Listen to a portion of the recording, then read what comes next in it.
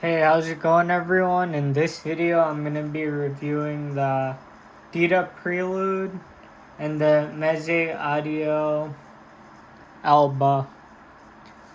So yeah, this is the box it comes in, just a standard box. I do like this box, it's pretty nice. Comes with the USB-C adapter, both of them. And if you guys could hear some noise, that's because I have the fan on, so don't mind that. And then this is the case. This is a pretty tiny case. If it was a little larger, it would have been easier to hold the IEMs. And then this case is a little larger, which makes it easy.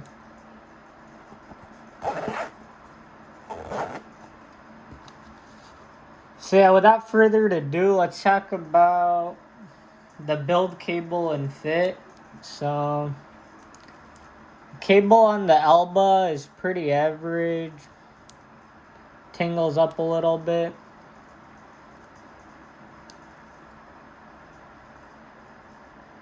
The build quality is pretty nice. I do like this design. The fit is excellent on this, so depending on your ear shape and size. If you have smaller ears, this should fit really good. And then these are a little more chunky. And then the cable, I feel like on the Prelude is slightly better. Just feels better. It's a little more firm. So yeah, these are the two IEMs. So I did some research and these two were pretty highly rated and popular. So let's see if that's true. So I did use different tips on these. These are the spin fits. And the stock ones sounded pretty much the same. I just got a better fit. And then these ones are the stock ones with the wider bore. And I found these to work pretty good for this IEM. So we're going to talk about the sound quality now. So let's start off with the bass. And before we talk about the bass, I'll just give like a brief overview of both of these IEMs. So I would say the Mezz Alba is a more neutral, warm IEM with emphasis in the bass region. And the treble is slightly soft, less pronounced. And then the Dita Prelude actually sounds quite the opposite. The Dita Prelude is a more like slight V-shaped type of sound where the bass and treble is a little emphasized. So yeah, that's just a overview of how the sound is, the signature. So let's start out with the Mezz Alba. So the bass on the Mezz Alba, I'd say it has a good emphasis in the sub-bass region, and then it has a decent body in the mid-bass also. It's not, I wouldn't say it's that defined and resolution type of bass. It's slightly boomy, and it could lack a little bit of control. So if you listen to Man of the Year by Schoolboy Q, for example, the bass hits are not that tight and as defined. I'd say on a more reference type of sound. But the bass is pretty good. It's like a dynamic driver bass, so you do feel that type of power and punch that you get out of a dynamic driver. So overall, the bass is pretty warm sounding. Even on a track that's has more treble energy, like movie soundtracks with the bass, like glass breaking and stuff, this does sound a bit smoothened over. And then now we'll talk about the mid-range and vocals. So vocals sound pretty good on this IEM. It's not really fatiguing or too shouty. The vocals are pretty forward, pretty sweet. To me, that these IEMs, it just lacks a bit of a body, a little bit of force. But yeah, vocals are pretty smooth. So this is a set that should work for most people if they're just looking for something that sounds good but it's not fatiguing or it doesn't have a clinical type of sound. This one is just pretty forgiving. It's musical. It's not too technical or analytical.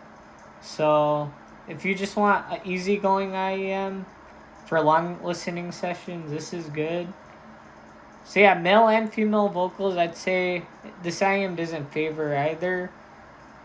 For both male and female, they just sound a little warm, forward, and clear.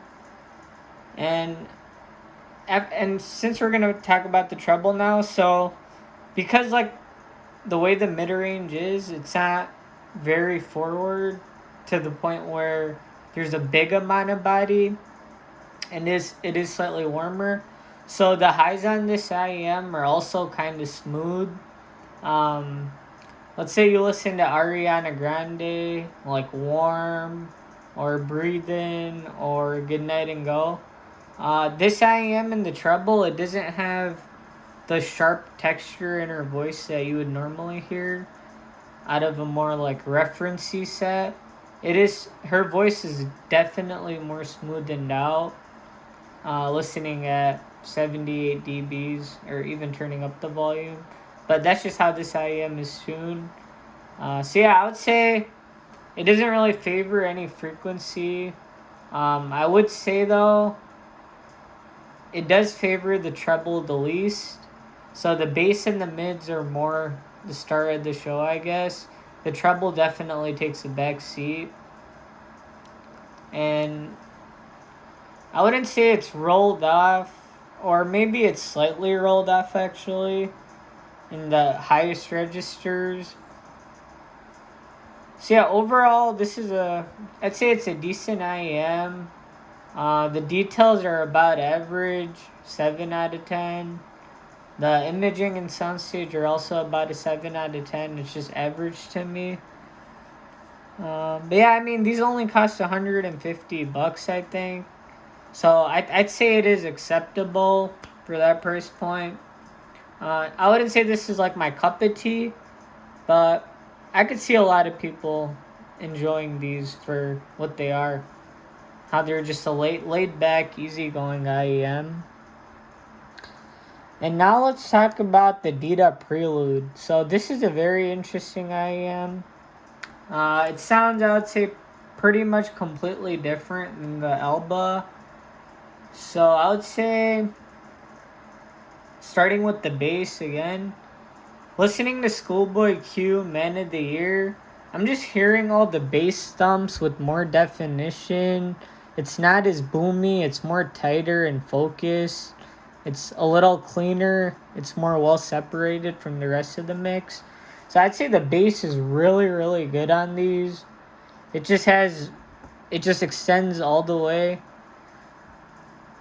And it has like very good definition where it doesn't sound like it's overdone or it's not boomy. It's just very well controlled with just the right amount of punch for my preferences. So yeah, Man of the Year and other pop songs.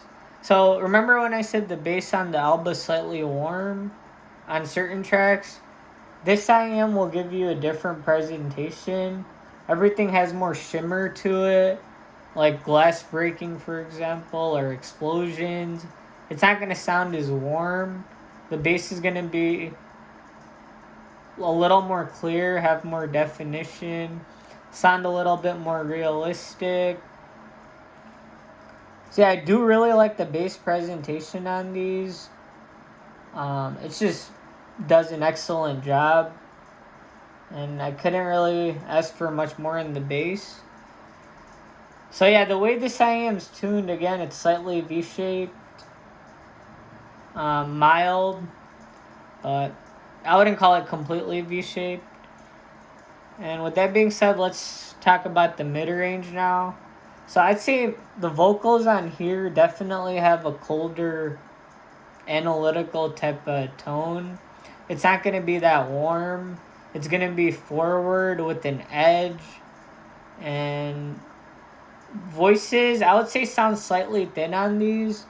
Male vocals to me sounded slightly thin. Female vocals lacked a bit of power. Maybe that's because these are a dynamic driver, but some hybrid, tribrid setups I've heard just have a little more power with the voices. They sound more fuller. But yeah, on these, I thought the male voices sounded slightly thin. Not a deal breaker by any means, but they sounded really clear and didn't sound too recessed. And then I'd say female vocals sounds slightly better on these. They just sound a little more airier, a little more clear, slightly more forward, and have a little more power. Just because of the way this IEM is tuned.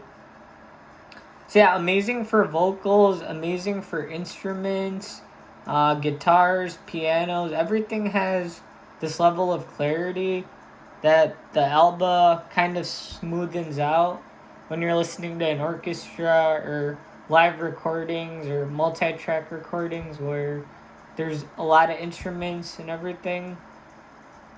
So yeah, even with that though, if you listen to orchestras and things with a lot of detail, a lot of the placement of sounds might sound not as well defined on both of these. It doesn't really have a pocket of sound where everything is right there in front of you, or creates like a 3D globe around your head. Yeah, other than that, and then the treble on these, I would say they're pretty pronounced in the treble. It is a little boosted, so sharp sounds are gonna sound pretty sharp, but it wasn't too harsh for me. Maybe at times, and yeah, I think so. When you listen to Ariana Grande off of these, her voice is just very airy. It doesn't feel like I'm missing any frequencies. It just comes across like very airy. I could hear more breath noises and like pockets of air and just that sensation better with the vocals and treble and instruments on this IEM better.